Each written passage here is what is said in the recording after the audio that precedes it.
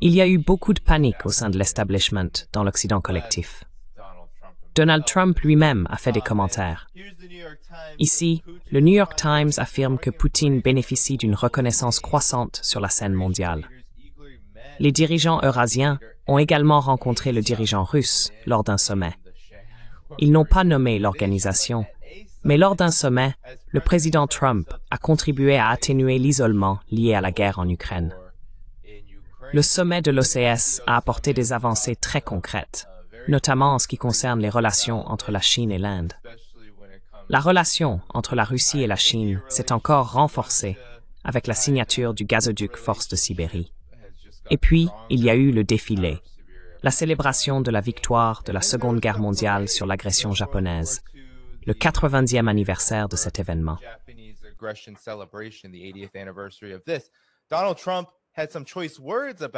Donald Trump a eu quelques mots choisis à propos de cette célébration alors que le défilé allait commencer, où il a essentiellement dit « Veuillez transmettre mes salutations les plus chaleureuses à Poutine et Kim Jong-un ». C'était son message à la Chine. Alors que vous complotez contre les États-Unis et que Xi Jinping mentionnerait ou non dans ses remarques le soutien des États-Unis à la Chine pendant la Seconde Guerre mondiale, peut-être sans comprendre que la Chine combattait le Japon depuis de nombreuses années avant l'entrée en guerre des États-Unis. Et puis il y a simplement l'aspect visuel de tout cela, ainsi que ce qui a été accompli. Scott, j'aimerais avoir ta réaction pendant que je retrouve cela, que ce soit Poutine, Kim Jong-un, Xi Jinping, marchant tous ensemble. Il se passe beaucoup de choses ici autour de cela. Quelle a été ta réaction face à tout cela?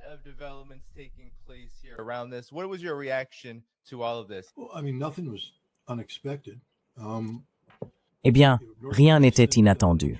La Corée du Nord a envoyé des troupes combattre dans la région de Kursk, 101 morts, repoussant avec succès les forces ukrainiennes formées par l'OTAN. Alors pourquoi sommes-nous surpris que Poutine et Kim Jong-un s'embrassent? Nous savions qu'ils allaient s'embrasser. Nous savions qu'ils étaient amis. Nous savons qu'ils ont une relation stratégique. Xi et Poutine discutent depuis un certain temps. Il y a eu des appels téléphoniques dans les deux sens. À chaque rencontre, l'ambiance est amicale. Rien de tout cela ne surprend ceux qui suivent la situation. Ce n'est pas arrivé par hasard. Cela s'inscrit dans des années de relations solides entre ces hommes, ces trois dirigeants, qui sont naturellement enclins à se soutenir mutuellement, mais qui ont été contraints d'accélérer le rythme de leur collaboration à cause des politiques irresponsables des États-Unis et de l'Europe qui cherchent à cibler et isoler ces trois pays.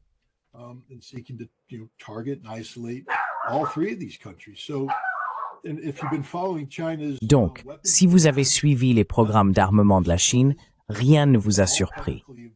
Tout est disponible publiquement, nous en avons parlé, tout est là. C'est simplement la réalité qui se manifeste. Et vous savez, le New York Times et l'Occident commencent tout juste à se rendre compte que cela se produit. Je pense que l'une des choses, encore une fois, c'est pas une surprise, mais les gens devraient le remarquer, c'est que le dollar est mort. Après cette réunion de Shanghai, le dollar est fini. Il n'y a plus, quelle que soit la chance que nous avions, nous, les États-Unis, de conserver non pas la domination du dollar, mais sa pertinence, c'est terminé. C'est fini. C'est clos. Et tout cela, c'est à cause de nous. C'est entièrement à cause de Scott Bessent. Hey, Donald Trump, si tu écoutes ceci, vire ton secrétaire au Trésor. Ce serait la meilleure décision que tu prendrais après avoir limogé ton secrétaire d'État.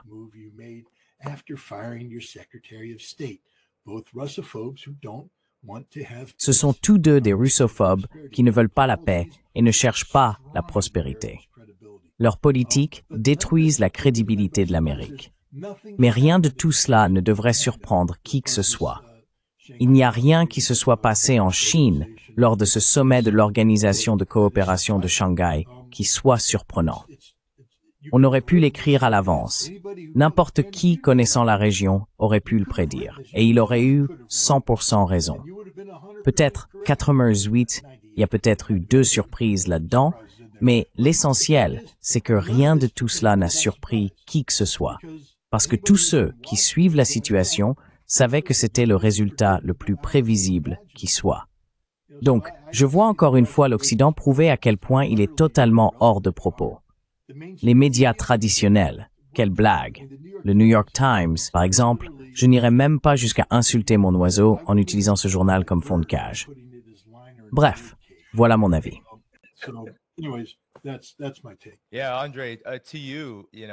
Oui, André, pour toi, quelle a été ta réaction face aux événements qui se sont produits? Peut-être pourrais-tu particulièrement commenter certains des points que Scott a évoqués concernant les déploiements militaires. J'en ajouterai même un sur lequel vous pourrez tous réagir lorsque nous reviendrons sur le sujet. Le missile balistique intercontinental DF-5C, capable de transporter plusieurs ogives nucléaires et doté d'un rayon d'action mondial très étendu.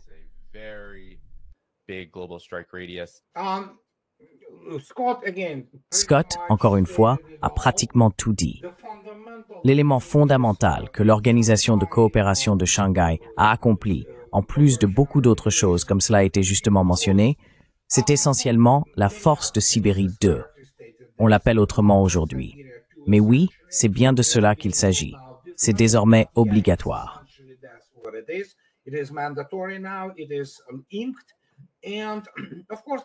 C'est signé. Et bien sûr, la banque, oui. Et beaucoup de gens pensaient que, soyons très francs à ce sujet, l'Organisation de coopération de Shanghai est pas tout à fait, mais dans un certain sens lointain, la représentation sécuritaire et militaire, si l'on veut, des économies des BRICS dans cette intégration en cours.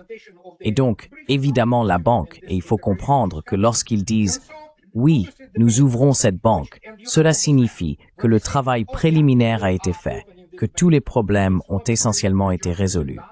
Et oui, elle est complètement indépendante de ce qu'on appelait autrefois le système international du dollar.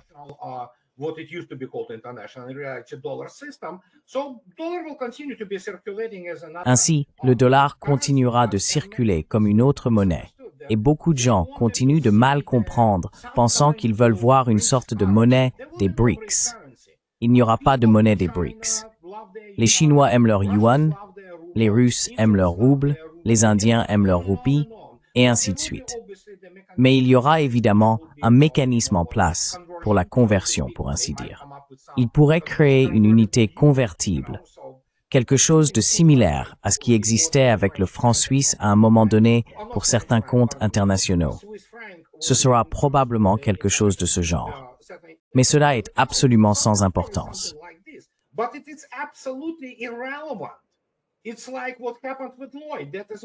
C'est comme ce qui s'est passé avec Lloyd.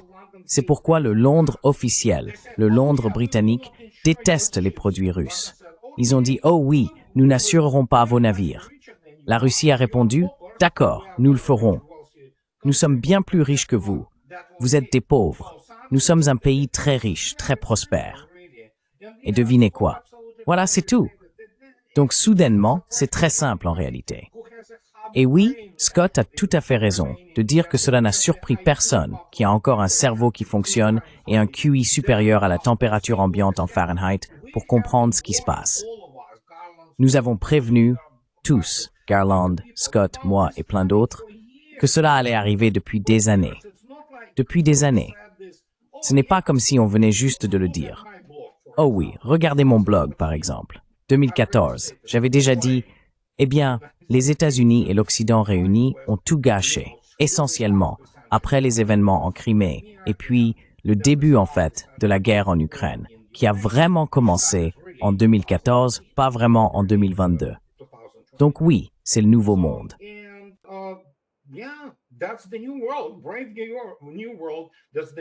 Un monde nouveau et audacieux. Voilà la nouvelle réalité. Sur le plan militaire, c'est déjà le bloc militaire le plus puissant. Donc, quoi qu'il arrive ensuite, ce sera essentiellement la phase d'organisation. Comment ils règlent les choses, comment ils mettent en place les mécanismes économiques. Et sur le plan militaire, oui, Russes et Chinois sont très proches. Ce n'est pas un secret qu'il y a des exercices conjoints, et pas seulement des exercices. Ils effectuent désormais des patrouilles aériennes conjointes. La prochaine étape, c'est de mener ensemble des patrouilles sous-marines en mer du Japon, et ainsi de suite. Donc oui, C'est le nouveau monde. Que puis-je dire?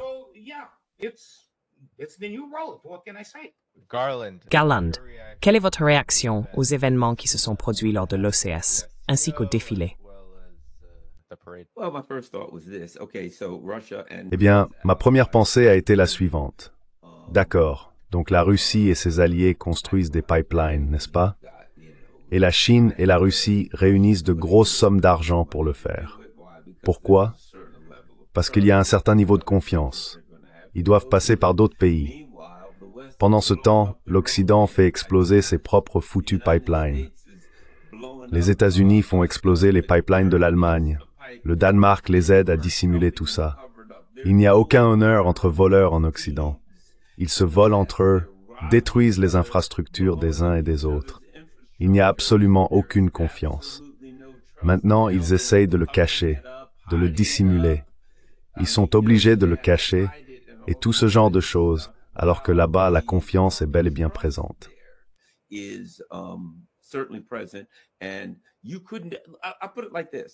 vais le dire comme ça. Quelle entreprise saine d'esprit, si elle se trouvait en Europe aujourd'hui, investirait dans un projet de pipeline gigantesque, sachant qu'à tout moment l'Empire américain pourrait décider qu'il ne l'aime pas, le faire exploser, et que leur propre gouvernement les aiderait à étouffer l'affaire. Ce genre de projet d'infrastructure massive appartient désormais au passé. Et d'ailleurs, ils ne peuvent même pas se les permettre, même s'ils le voulaient. Mais je pense que le fiasco du gazoduc Nord Stream restera comme l'un des événements fondateurs qui ont condamné l'Occident, ainsi que l'Amérique, l'Europe et la machine industrielle allemande.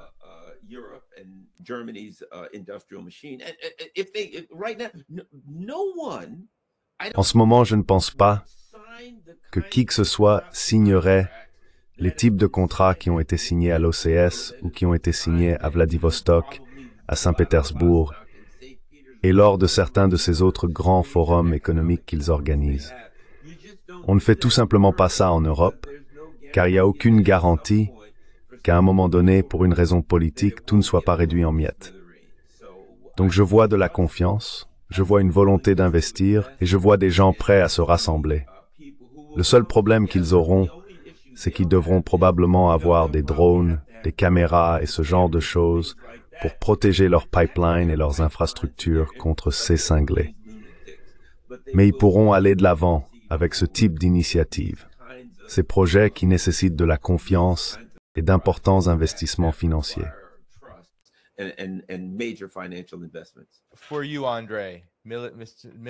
Pour vous, André, analyste militaire, avec votre expertise, parlez-nous du message que cela envoie, car la Chine a effectivement présenté ce qu'on appelle le Dongfeng, le vent d'Est, un missile nucléaire stratégique intercontinental doté d'une portée de frappe puissante. Il est important de noter, je le précise, que la Chine applique une politique de non-recours en premier à l'arme nucléaire, mais elle a tout de même montré ce missile lors du défilé, ce qui a suscité de vives réactions. Qu'en pensez-vous, ainsi que du développement global des complexes militaro-industriels chinois et russes?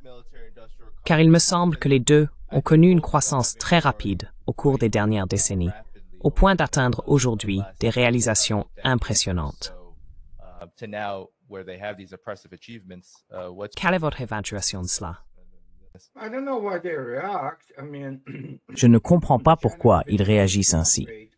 Je veux dire, la Chine a pu démontrer, pas sur tous ses systèmes, mais sur certains missiles balistiques intercontinentaux, qu'ils sont réellement intercontinentaux. Ils volent et atteignent leur cible. Donc dans ce cas, chaque fois que les gens comparent cela aux explosions nucléaires d'Hiroshima et de Nagasaki, oui, on peut avoir une ogive thermonucléaire de type mégatonne. Et oui, c'est normal si c'est nécessaire. Mais il s'agit aussi de la capacité à transporter plusieurs charges, comme l'avant-garde, qui sont désormais de véritables véhicules hypersoniques et manœuvrables.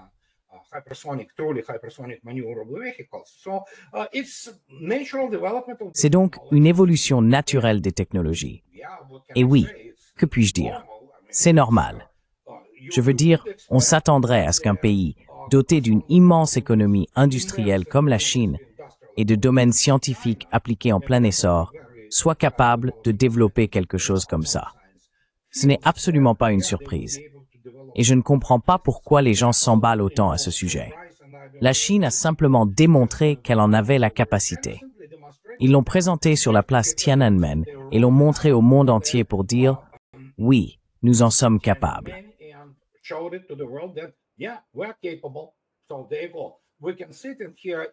Nous pouvons donc rester ici et parler longuement de leurs lacunes, que les Chinois ont bel et bien, en particulier en ce qui concerne le déploiement naval et surtout leurs forces sous-marines. Mais il ne fait aucun doute qu'ils progressent. Ils développent une base militaro-industrielle sérieuse et certaines armes. C'est donc un développement tout à fait normal, organique dans l'ensemble. Si vous avez des industries gigantesques comme celle de la Chine, d'accord? La Chine construit actuellement cette flotte de surface. Je veux dire, le rythme de leur développement est incroyable. Seuls les États-Unis, pendant la Seconde Guerre mondiale, étaient capables de produire un nombre aussi gigantesque de navires de combat. Mais n'oubliez pas, il s'agissait de navires de combat des années 1940.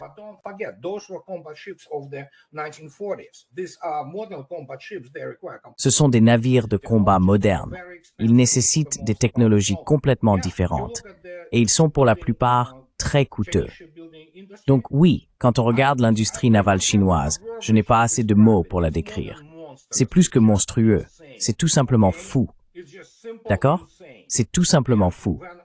Et quand j'explique cela aux gens, je donne toujours ce chiffre. La Chine produit, en termes d'acier et de fer qui sont nécessaires, 10 fois un ordre de grandeur de plus que la Russie, tandis que la Russie produit légèrement plus d'acier et de fer que les États-Unis.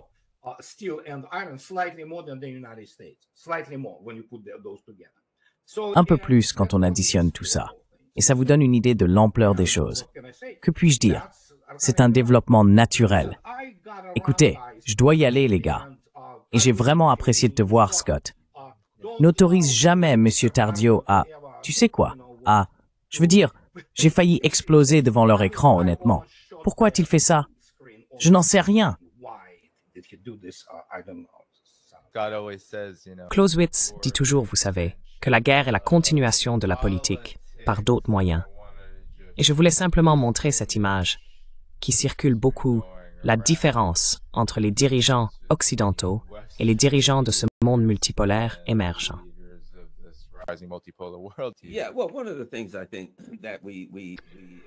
Eh bien, l'une des choses que je crois observer, c'est que la Chine veut montrer qu'elle dispose d'une force de dissuasion nucléaire.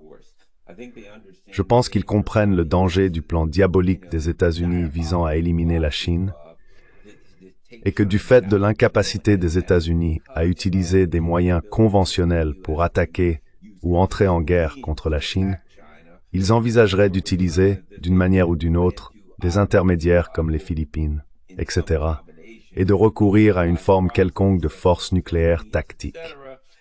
Il y a eu des allusions qui pourraient amener à penser qu'il existe, au sein du Pentagone, ou du moins dans les plus hautes sphères du pouvoir politique américain, des personnes qui pensent qu'elles pourraient peut-être utiliser un certain type d'arme nucléaire tactique ou une forme de force nucléaire contre la Chine.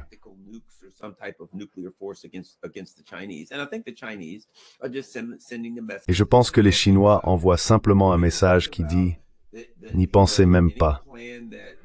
N'envisagez aucun plan selon lequel, parce que vous avez plus d'armes nucléaires que nous, vous seriez capable de nous attaquer avec des armes nucléaires tactiques, locales ou intermédiaires, et que nous ne répondrions pas, nous avons bel et bien la capacité de vous atteindre.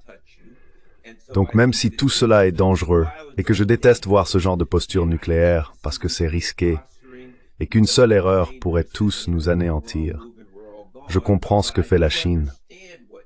Ils agissent véritablement dans une logique de dissuasion pour faire savoir aux États-Unis, regardez, vous comprenez que vous êtes désormais faible sur le plan conventionnel, en particulier lorsqu'il s'agit de soutenir un quelconque conflit militaire contre nous ou contre qui que ce soit d'autre.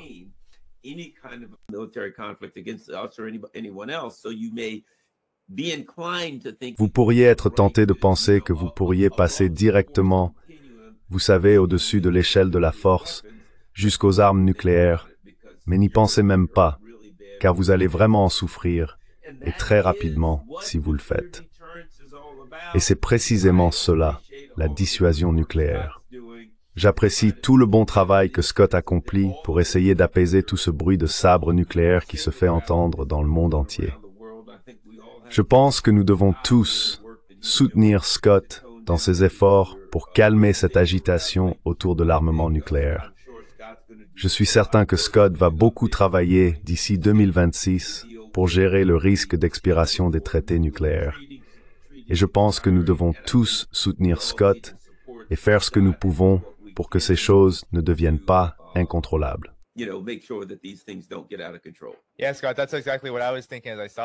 Oui, Scott, c'est exactement ce que je pensais en voyant cela. Parce que la Chine est très claire. Si tu regardes le défilé, les médias qu'il couvrait, tout le monde disait, tu sais, que c'est une question de dissuasion. La politique de non-recours en premier de la Chine est bel et bien en vigueur. Il ne s'agit pas nécessairement d'envoyer le message qu'une guerre nucléaire est inévitable, mais plutôt de montrer qu'elle a les capacités de dissuader, pas d'utiliser l'arme, ou peut-être comme Pete Hegseth le dit. Mais Scott, quelle est ta réaction à cela? Parce que je pensais à tout ce que Garland vient de dire, au travail que tu fais, et au fait qu'on en est à un point où des pays comme la Chine estiment devoir montrer qu'ils ont la capacité de se défendre avec ces moyens si jamais on en arrivait là. Mais la vraie question, c'est, doit-on vraiment en arriver là? C'est bien là le problème, on dirait.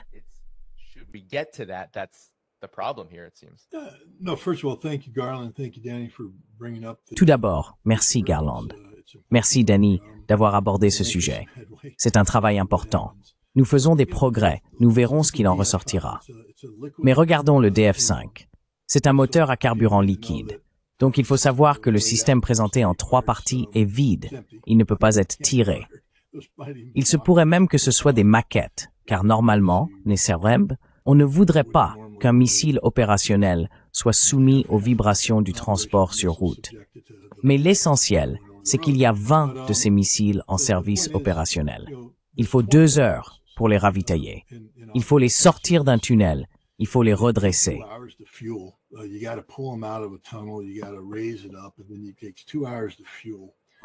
Et puis, il faut 2 heures pour faire le plein. Et j'imagine que si on en arrive là, la Chine aura déjà éliminé les Américains. Donc nous ne saurions même pas qu'ils font cela. Mais c'est pas une arme de première frappe.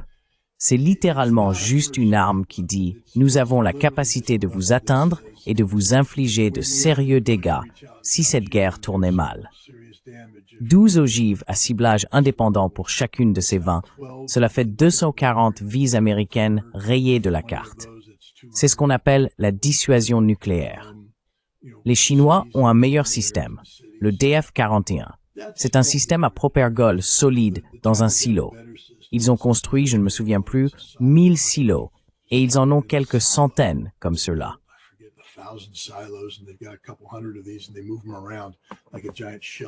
Et ils les déplacent comme dans un immense jeu de bonneto dans l'ouest de la Chine.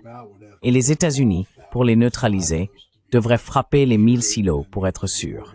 Cela signifie une ogive par silo, mais il faut en mettre 2 sur chaque. Cela fait 2000. C'est plus que toutes les ogives que nous possédons dans le cadre du traité New Start. Mais nous vivons dans un monde très dangereux. La Chine est en train de rattraper son retard en ce moment. C'est l'une des grandes réalités déstabilisatrices auxquelles nous faisons face. À cause des politiques irresponsables de Donald Trump et Joe Biden, nous avons maintenant repensé nos plans de guerre au point d'envisager la possibilité d'une frappe nucléaire préventive contre la Chine.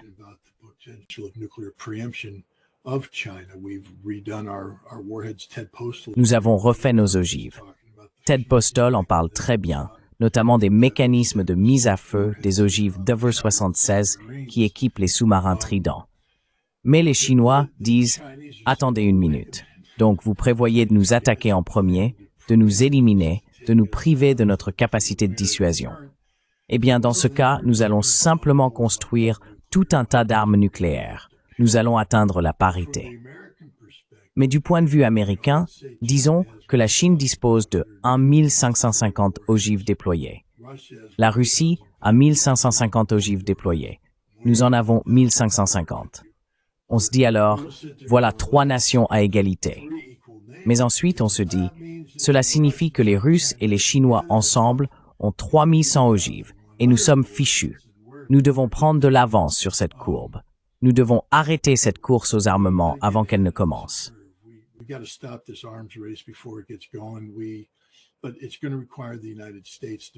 Mais cela va exiger que les États-Unis assument la responsabilité. Car la raison pour laquelle les Russes ont modernisé leurs forces nucléaires et les Chinois modernisent et développent les leurs, c'est à cause de politiques irresponsables de la part des États-Unis qui remontent au retrait de George W. Bush du traité ABM en 2002, au retrait de Donald Trump du traité INF en 2019, et maintenant à la possibilité que Donald Trump laisse expirer le traité New START, le dernier traité de contrôle des armements restant, le 4 ou 5 février 2026. Et si ce traité disparaît sans qu'il y ait quoi que ce soit pour le remplacer, comme dit le vieil adage, sauve qui peut. Ce sera la course à l'armement. Ça va être moche. Donc oui, c'est un sujet important. Et il est parfois difficile de rester concentré dessus quand on regarde tout le reste qui se passe. Et vous savez,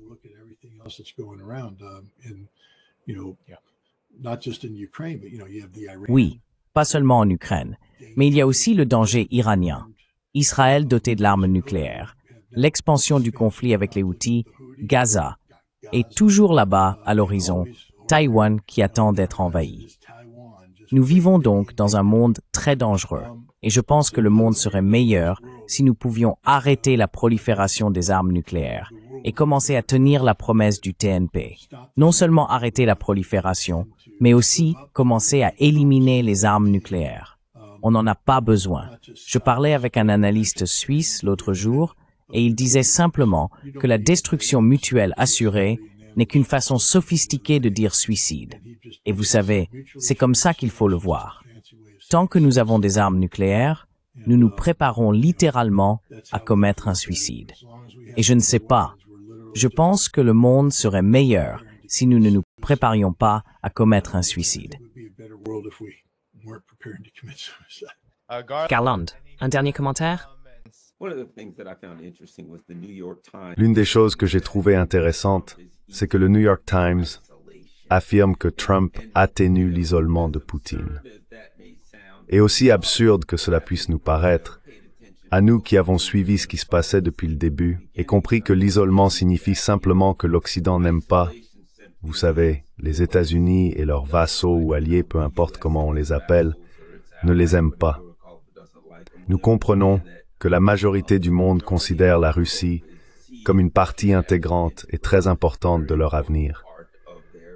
Cela me montre simplement le niveau de délire auquel nous sommes confrontés et le niveau de propagande auquel nous faisons face, qui place le peuple américain dans une situation où il n'est pas en mesure de prendre des décisions appropriées, des décisions politiques, des décisions concernant l'avenir à l'aîné et aux enfants. Parce que a été d'armes de gaward in tom alminar gadarktane.